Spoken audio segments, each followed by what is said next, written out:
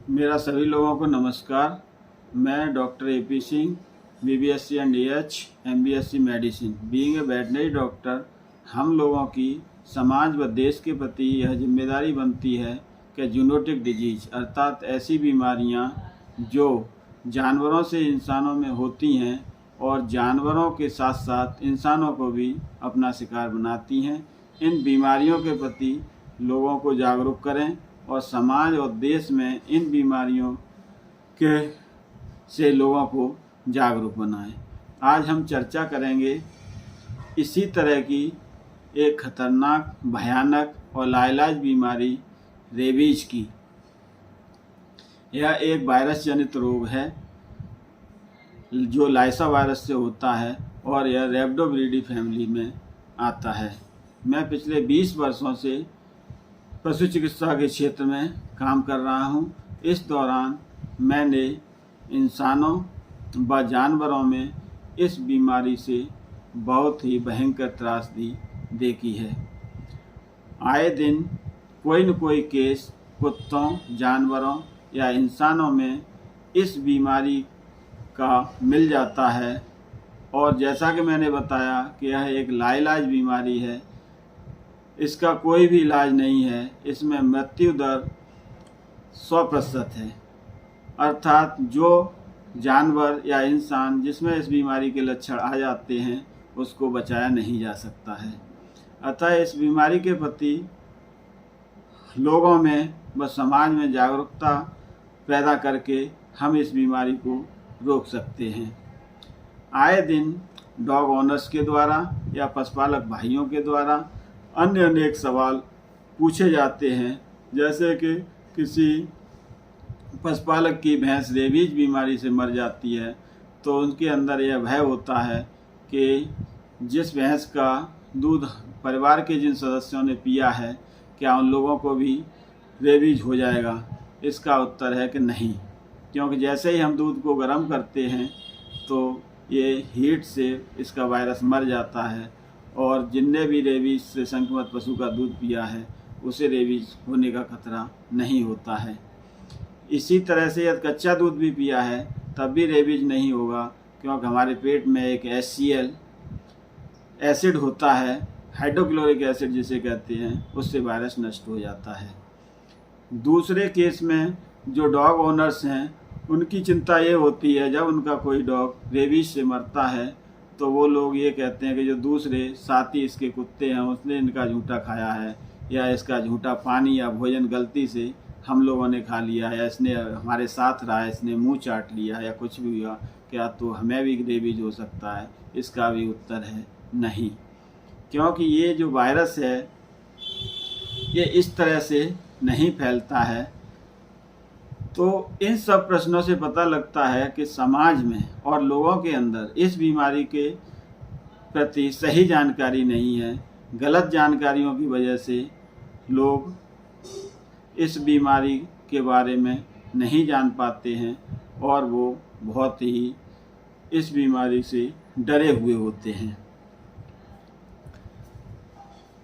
तो समाज को और लोगों को जागरूक करना इस वजह से भी ज़रूरी है कि हमारे देश में प्रतिवर्ष $5.5 बिलियन का नुकसान प्रतिवर्ष इस रेबीज बीमारी की वजह से देश को उठाना पड़ता है। लगभग 20,000 लोगों की मृत्यु रेबीज बीमारी से भारतवर्ष में होती है, जो कि पूरी दुनिया में रेबीज से होने वाली मृत्यु का 36% है। अतः इस वीडियो के माध्यम से मैं बहुत ही सही और सटीक जानकारी आप लोगों तक पहुंचा रहा हूं, जिससे समाज में इस बीमारी के प्रति जागरूकता लाई जा सके और लोग अपने आप को, अपने जानवरों को बचा सकें। तो इस वीडियो को आप लोग ज़्यादा से ज़्यादा लोगों तक पहुंचाने की कोशिश करें, जिससे कि समाज का और देश का हित हो सके। तो इस बीमारी से केवल बचाव ही सबसे महत्वपूर्ण है और बचाव ही हमें करना है। तो सबसे पहले जो पालतू कुत्ते हैं, चाहे वो देसी हों या विदेशी किसी भी नस्ल के हों, उनका वैक्सीनेशन अवश्य कराएं। इन कुत्तों में एंटी रेबीज वैक्सीन 90 दिन की उम्र पर लगवा लेनी चाहिए। यदि हम इनका वैक्सीनेशन नहीं कराते हैं तो जब भी कोई डॉग रेबीज से संक्रमित होगा या उसमें पागलपन के लक्षण आएंगे, उससे पहले वो परिवार के कई सदस्यों को काट चुका होता है। इससे परिवार के सदस्यों को रेबीज होने का खतरा बढ़ जाता है। दूसरा, ऐसे लोग जो जानवरों के साथ काम करते हैं, डॉग ब्रीडर्स हैं, वेटरनरी डॉक्टर्स हैं, उन लोगों को भी एंटी रेबीज वैक्सीन का प्रोफाइलैक्सिस ट्रीटमेंट ले लेना चाहिए। इस प्रोफाइलैक्सिस ट्रीटमेंट में हम लोग 3 इंजेक्शन जनरली लगाते हैं। पहला इंजेक्शन 0 डेज, अर्थात कुत्ते के काटने के, ऐसा कुत्ता जो रेबीज से संक्रमित नहीं है, स्ट्रीट डॉग है, उसके काटने के 24 घंटे के अंदर लगाते हैं। दूसरा इंजेक्शन 7वें दिन और तीसरा इंजेक्शन 21वें दिन लगाते हैं। सबसे महत्वपूर्ण पहलू इस बीमारी का है वो यह है कि जब रेबीज से संक्रमित डॉग, जो जिसे पागल कुत्ता कहा जाता है, वो जब काटता है तो बीमारी के 95% केसेज इसी तरह के कुत्तों के काटने से होते हैं। पागल कुत्ता हमेशा नीचे को सिर किए रहता है, उसके मुंह से लार चलती रहती है और वह उत्तेजित अवस्था में इधर से उधर घूमता रहता है। उसके रास्ते में जब भी कोई इंसान जानवर आता है तो वो वजह उसे काट लेता है। इसकी टेंडेंसी इंसान या जानवरों को काटने की होती है, जबकि सामान्य डॉग इस तरह का बिहेव नहीं करते हैं।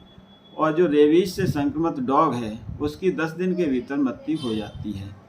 इस वजह से कहा जाता है कि कुत्ते को जिसने किसी इंसान या जानवर को काटा है 10 दिन के भीतर मृत्यु नहीं होती है तो उसे रेबीज होने का खतरा जो है काफ़ी कम होता है।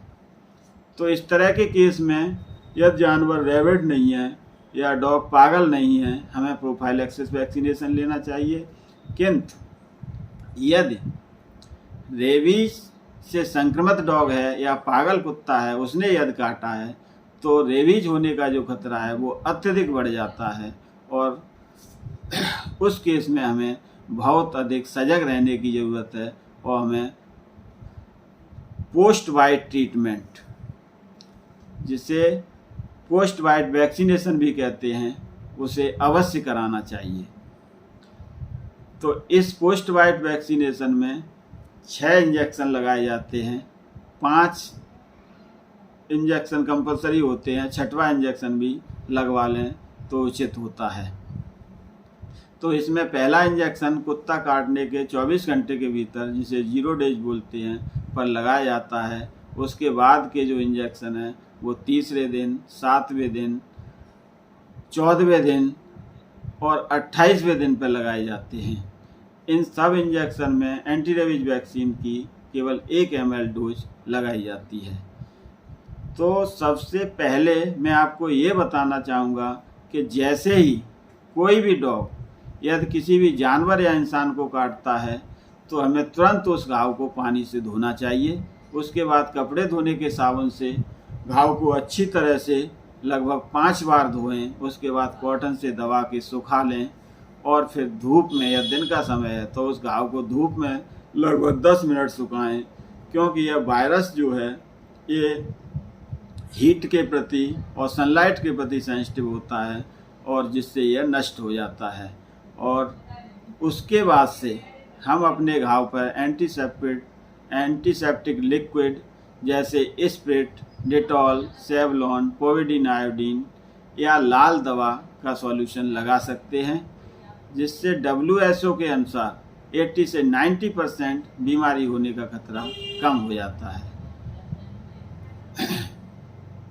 दूसरा, कुछ चीज़ें ऐसी हैं जो हमारे समाज में चल रही हैं जो हमें नहीं करनी चाहिए। जैसे ही कुत्ता काटता है लोग उसे पानी से धोएंगे नहीं, साबुन से धोएंगे नहीं, उस पर तुरंत लाल मिर्च का पाउडर या चूना या सरसों का तेल लगा लेते हैं। कुछ लोग घाव को मसल कर उसमें से ब्लड निकालने की कोशिश करते हैं। उनके अंदर ये होता है कि ये कुत्ता का जो जहर है वो ब्लड के थ्रू निकल जाएगा, जबकि ऐसा नहीं होता है। कुत्ते में अपना कोई जहर नहीं होता है। ये जो रेबीज बीमारी है, ये बीमारी वायरस के द्वारा होती है और ये वायरस ब्लड के द्वारा नहीं फैलता है। ये जहाँ भी कुत्ते ने काटा है वहाँ से नस के थ्रू दिमाग तक पहुँचता है और ये दिमाग पर अटैक करता है। इस वजह से धाग को मसलने से इस बीमारी के होने का जो खतरा है वो बढ़ जाता है, और ये जो चीज़ें हम लगाते हैं घाव पे, इनसे भी बीमारी का खतरा बढ़ जाता है। इसमें सबसे महत्वपूर्ण जो पहलू है वो पोस्ट बाइट ट्रीटमेंट है, अर्थात जो 5 या 6 इंजेक्शन का कोर्स है वो हमें अवश्य करना चाहिए। इसी से हमारी जान बच सकती है और हमारे पशुओं की जान बच सकती है। देसी दवाएं जो दी जाती हैं मुंह से खिलाने की, वो भी इसमें बिल्कुल भी कारगर नहीं है और ना ही उनका कोई इफेक्ट इस बीमारी पर होता है। अतः यदि हमें कोई भी संक्रमित डॉग रेबीज से या पागल कुत्ता काटता है तो देसी दवाओं के भरोसे नहीं होना चाहिए, नहीं तो हमारे जानवर की या किसी भी इंसान की जान जा सकती है। धन्यवाद।